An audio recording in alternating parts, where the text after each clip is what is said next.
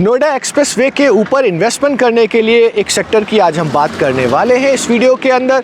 उस सेक्टर को लेके बहुत सारा कन्फ्यूज़न है लोगों में। कुछ लोगों को कन्फ्यूज़न है कि किसान कोटा है, कुछ लोग कहते हैं नोएडा अथॉरिटी है, कुछ लोग को प्राइस को लेके कन्फ्यूज़न है, प्रीमियम को लेके कन्फ्यूज़न है, कुछ लोग को लगता है यहाँ पे डबल रजिस्ट्री देनी पड़ेगी, वन टाइम लीज रेंट या up to date lease rent. ये सारी चीज़ें जो हैं आज के वीडियो में हम कवर करने वाले हैं। सारा क्लैरिफिकेशन हम इस सेक्टर के बारे में देने वाले हैं क्योंकि सेक्टर बहुत अच्छा है, तो वीडियो को हमारे पूरा देखिए। हेलो, नमस्ते, सत श्री अकाल, आदाब। मेरा नाम है गौरव तिवारी और फिर से एक बार एक नए वीडियो के साथ आप लोग के समक्ष प्रस्तुत हो चुके हैं। जैसा कि आपने इंट्रोडक्शन में देख लिया होगा कि हम एक सेक्टर के बारे में बात करने वाले हैं। कौन सा सेक्टर है? सेक्टर 151 हमारे ठीक पीछे आप देख सकते हैं। 45 मीटर रोड से जिसकी एंट्री है। अभी जिस रोड पर हम खड़े हैं ये 18 मीटर की रोड है। इन सारी चीज़ों के बारे में हम आज के वीडियो में बात करने वाले हैं। तो सबसे पहले हम बात करते हैं कि यहाँ तक आप पहुँचेंगे कैसे सेक्टर 151 के अंदर। तो एक्सप्रेसवे के ऊपर ये सेक्टर पड़ता है, जैसे मैंने आपको बताया नोएडा अथॉरिटी का ये सेक्टर है। सबसे पहले अगर आप इसके ऊपर आना चाहते हैं तो आपको पब्लिक कन्वेंस मिलना है, तो आपको एक्सप्रेसवे के ऊपर जो बसेज आती ग्रेटर नोएडा आती है उससे आप आ सकते हैं, वरना आप अपने पर्सनल कन्वेंस से आ सकते हैं। जब आप ये देख सकते हैं बिल्डिंग हमारे पीछे देख रहे हैं, अब तक की बिल्डिंग है, सारा IT स्पेसेस है। सेक्टर 153 है यहाँ पे। यहीं से आप अंदर आते हैं 45 मीटर की रोड से। 45 मीटर की रोड से आप अंदर आते हैं तो आप टी पॉइंट में पहुँचते हैं। JP ग्रीन्स अमन का आप वो प्रोजेक्ट देख सकते हैं। जहाँ पे हम खड़े हैं ये भी 45 मीटर की रोड है।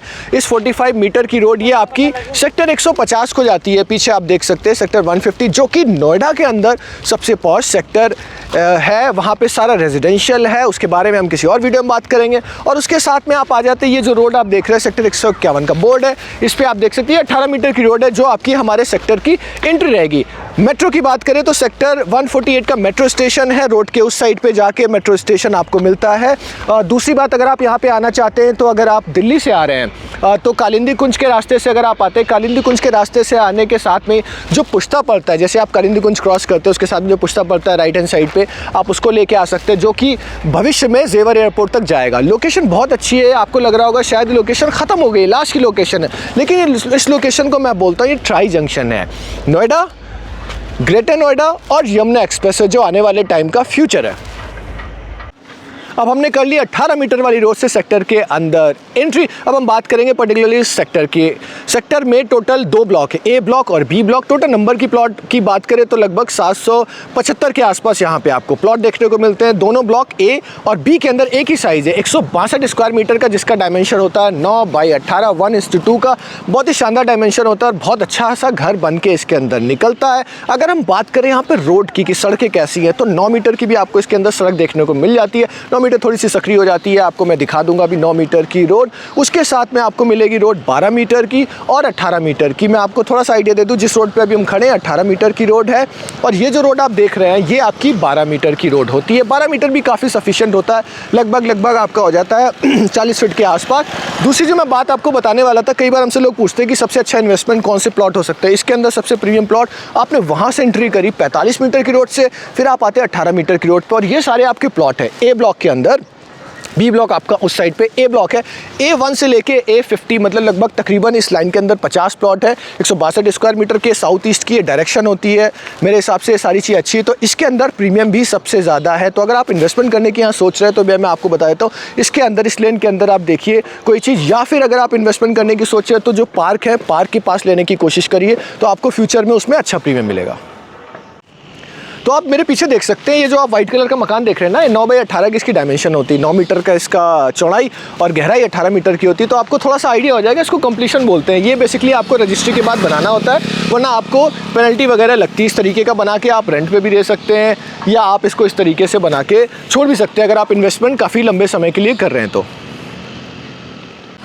सबसे इंपॉर्टेंट चीज़ यहाँ का प्राइस क्या है, तो यहाँ का प्राइस आप देखोगे लास्ट 1 से 2 साल के अंदर बहुत बेतहाशा तरीके से बढ़ा हुआ है। आज के टाइम पे यहाँ पे जो लोग प्राइस बोलते हैं तकरीबन 80,000 रुपये पर स्क्वायर मीटर तक आता है। अगर आप कैलकुलेट करेंगे 162 मीटर के हिसाब से तो आप मान के चलिए 1 करोड़ 20 लाख से 1 करोड़ 30 लाख के आसपास आपको चीज़ें यहाँ पर मिल जाती है। अब इस चीज़ को लेकर यहाँ पर बड़े सारे लोगों को कन्फ्यूज़न है। देखिए मैं आपको बताता हूँ, नया सेक्टर है, बहुत पुराना सेक्टर नहीं है, तो ज़्यादातर जो इस सेक्टर के अंदर रजिस्ट्रियाँ हुई हैं वो नहीं हुई हैं। ये अलॉट किसको हुआ था, ये ये है अथॉरिटी का प्लॉट, लेकिन ये अलॉट जो हुआ था ज़्यादातर जो किसानों की ज़मीनें थी उसके बदले में मुआवजे में उनको अलॉट हुआ था। तो ज़्यादातर जो यहाँ पे अलॉटी हैं जिनको पहले अथॉरिटी ने दिया है वो यहाँ पे किसान है। इस चीज़ को लेकर लोगों के मन में कई बार कन्फ्यूज़न क्या आता है, जैसे आपको कोई बोलेगा, डीलर बात करेगा कि आपको 2 बार रजिस्ट्री दे के पैसे देने पड़ेंगे। वो क्यों होता है? अगर किसान की रजिस्ट्री नहीं हुई है तो किसान कहता है आप इसमें मेरे को रजिस्ट्री कराइए और उसके बाद लीज कराइए, उसके बाद आप अपनी रजिस्ट्री और उसमें अंदर टीएम देंगे, which is transfer of memorandum, जो कि लीज ट्रांसफ़र होती है।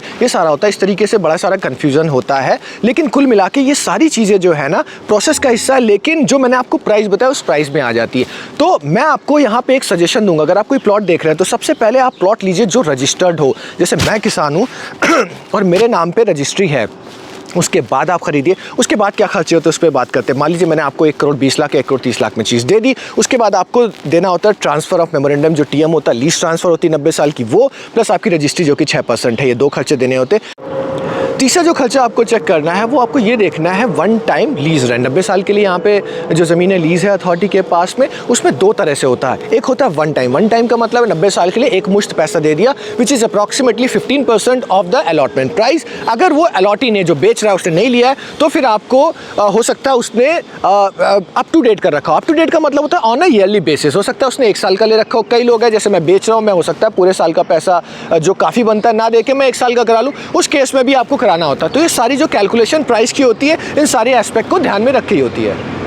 तो आज का जो ये सेक्टर है ना, मैं रिकमेंड करता हूँ सिर्फ उन लोग को जो इन्वेस्टमेंट करना चाहते हैं। अगर आप एंड यूज़र हैं तो भी आप इन्वेस्ट कर सकते हैं, लेकिन एटलीस्ट 4, 5, 6 साल का अगर आपके पास वक्त है कि 5 साल बाद आके बनाएंगे तब आप कर सकते हैं। 5 साल बाद आप देखोगे काफ़ी डेवलप हो चुका होगा। मैंने वीडियो में आपको दिखाया भी कई जगह पे, बहुत ज़्यादा डेवलप यहाँ पे नहीं है। बेसिक काम जो अथॉरिटी करती है ना वो कर दिया गया। जैसे आप देखोगे लाइट लगा दी है, बिजली का कनेक्शन का काम हो चुका है, अंडरग्राउंड आप देखोगे सीवेज का भी काम हो चुका है, पार्क उतने ज़्यादा अभी डेवलप नहीं है, और भी बहुत सारी चीज़ें हैं जो डेवलप होनी है टाइम के साथ में। एज एन इन्वेस्टमेंट अच्छा मुझे इसलिए लगता है क्योंकि रीजन मैं बताने की कोशिश करता हूं। एक तो सेक्टर 150 है इसके साथ में, जो कि नोएडा के अंदर सबसे ज़्यादा पॉश सेक्टर कह सकते हैं। उसका भी वीडियो किसी और दिन हम आपको जरूर बता देंगे कि वो इतना पॉश क्यों है। दूसरी अगर हम बात करें तो 153 है, देखा जो अर्टेक वाली बिल्डिंग मैंने आपको दिखाई थी, वहाँ से जो हम एंट्री करते हुए आते हैं वो सारा IT है। उसके अंदर और भी बहुत सारी कई कंपनीज़ हैं, आप देखोगे वो एक्सपेक्टेड हैं जो आने वाली हैं। तो इस वजह से एम्प्लॉयमेंट जनरेट होता है। एम्प्लॉयमेंट जनरेट होगा तो लोग यहाँ पे काम करने आएंगे तो उनको आवास की ज़रूरत होगी। दूसरा आप बात करें थोड़ा सा और आगे आप जाएंगे, सारा इंडस्ट्री लगी हुई है। उसके अंदर भी आप देखो काफ़ी इंडस्ट्री बन चुकी है। TCS भी आप देखोगे, TCS का भी जो IT स्पेस था फ्रंट के अंदर वो भी आ चुका है। तो मुझे लगता है आने वाले टाइम में, not immediately but 4 to 5 years के टाइम में मुझे लगता है इसका प्राइस बहुत अच्छा होगा। What I am expecting is that 80,000 आज मैं बोल रहा हूँ, 1 लाख तो ये बहुत जल्दी भागने वाला है। एंड वाई एम एक्सपेक्टिंग कि इसको 1.5 लाख रुपए तक का रेट जाएगा, क्योंकि सेक्टर पूरा अलाइन है। 162 मीटर के सारे प्लॉट देखने में बड़ा खूबसूरत सा लगता है। दूसरी बात जो सबसे इंपॉर्टेंट है, सारा जो मुल्क है हमारा इन्वेस्टमेंट कर रहा है यमुना एक्सप्रेसवे के ऊपर, क्योंकि इतना ज़्यादा उसके अंदर आप देखोगे इतना बड़ा एयरपोर्ट आ रहा है, लॉजिस्टिक हब आ रहा है, उस वजह से बहुत इंप्लॉयमेंट जनरेट होना है, इंडस्ट्रीज़ आ रही बड़ी बड़ी। तो जैसा मैंने आपको बताया ट्राई जंक्शन है, उस वजह से कहीं ना कहीं रैपिड मेट्रो यहाँ से निकलनी है, बहुत सारी चीज़ें कनेक्टिंग होनी है। तो ट्राई जंक्शन जो पड़ता है आपका ग्रेटर नोएडा कनेक्ट हो गया, नोएडा कनेक्ट हो गया, यमुना एक्सप्रेसवे कनेक्ट हो गया। तो ट्रस्ट मी ऑन दैट, अगर आपको डाउट है सेक्टर के प्राइस बढ़ेंगे नहीं बढ़ेंगे, तो ट्रस्ट मी ऑन दैट आप पास्ट रिकॉर्ड चेक कर लीजिए और इस बात को, मेरे वीडियो को देख लीजिएगा और इसको सेव करके रख लीजिएगा। 1.5 लाख रुपये तक का रेट है, I am telling you, in a coming time 4 to 5 years time. So ये सारी मैंने आपको खूबियाँ गिना दी। अगर हम बात करें कि कमी क्या है, तो देखिए कमी को मैं बताऊं कि 4 से 5 साल का टाइम लगेगा, इमीडिएटली आप रह नहीं सकते, पहली चीज़ ये लगती है। दूसरी चीज़ लगती है पब्लिक कन्वेंस की। पब्लिक कन्वेंस के अंदर थोड़ा सा आपको दिक्कत होगी अगर आप देर सवेर आ रहे हैं तो। वैसे JP अमन के पास आपको ऑटो वगैरह भी मिल जाते हैं, लेकिन फिर भी देखो उस तरीके की यहाँ पे कन्वेंस जैसे सेंट्रल नोएडा के सेक्टर है ना, वैसे होने में तो मुझे लगता है बहुत सारा टाइम इसके अंदर लग जाएगा। तीसरी बात है, A ब्लॉक पे हम खड़े थे, B ब्लॉक आपका बैक साइड पे, B ब्लॉक के साथ में एक विलेज करके, कोंडली विलेज करके है। हालांकि उसकी बाउंड्री वगैरह सही रहती है, लेकिन फिर भी मुझे लगता है आप लोग के लिए जानना ज़रूरी रहता है। अगर आप मुझसे पूछेंगे कहाँ इन्वेस्ट करना चाहिए, तो मैं कहूँगा A ब्लॉक को थोड़ा सा प्रीफर करें।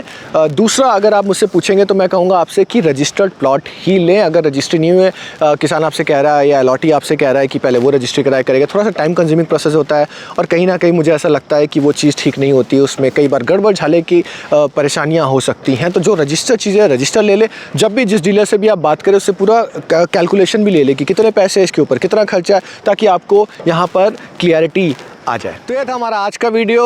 लगभग सारी चीज़ मैंने कवर कर दिया। अगर कोई चीज़ छूट जाए मुझसे बताने में या आपको कोई चीज़ नहीं समझ में आया है तो मेरा फ़ोन नंबर दिया होता है डिस्क्रिप्शन बॉक्स पे, आप मुझे डायरेक्ट फ़ोन कर सकते हैं, व्हाट्सएप छोड़ सकते हैं, आप मुझसे मिलना चाहें मिल भी सकते हैं। मैं कोशिश करूँगा आपको चीज़ें फिर से समझाने की। भाई हम भी इंसान हैं, कई बार होता है कि मैंने चीज़ें बताने की कोशिश की, आपको समझ में नहीं है, मैं आपको एक एक चीज़ जो है ना लिख के सही चीज़ समझा दूंगा। कोई भी क्वेरी है सेक्टर से रिलेटेड तो भी आप मुझसे हमेशा ही बात कर सकते हैं ऑफिस टाइमिंग के अंदर। आशा करता हूँ आपको वीडियो हमारा अच्छा लगा होगा। वीडियो अच्छा लगे तो वीडियो को लाइक कर देना, कंजूसी मत करना। चैनल को सब्सक्राइब नहीं किया तो चैनल को सब्सक्राइब कर देना, that is free of cost. Plot लोगे तो उसके पैसे पड़ते हैं, चैनल को सब्सक्राइब करने के पैसे नहीं पड़ते। और ऐसे वीडियो देखने के लिए किसी और प्रॉपर्टी का रिव्यू अगर आप हमसे चाहते हैं हम करें तो उसके लिए आप हमें कमेंट बॉक्स में लिख सकते हैं। आपसे मिलेंगे जल्दी बहुत किसी और वीडियो में, तब तक के लिए धन्यवाद, tata bye bye, thank you.